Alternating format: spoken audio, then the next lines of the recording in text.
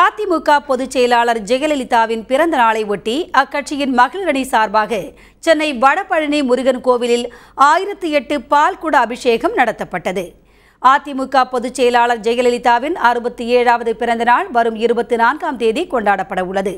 இதையொட்டி அதிமுக மகளிர் அணி சார்பாக சென்னை வடபழனி சிவன் கோவிலில் இருந்து வடபழனி முருகன் கோவில் வரை 1008 பால்குடங்கள் ஊர்வலமாக எடுத்து வரப்பட்டன. பின்னர் முருகனுக்கு பாலபிஷேகம், ஆராதனைகள் செய்து சிறப்பு வழிபாடு நடத்தப்பட்டது. இதில் அதிமுகவின் பெண் அமைச்சர்கள், நாடாளுமன்ற சட்டமன்ற உறுப்பினர்கள் மற்றும் அனைத்து மாவட்டங்களைச் சேர்ந்த மகளிர் அணி நிர்வாகிகள் கலந்து கொண்டனர். புரட்சித் தலைவி அம்மா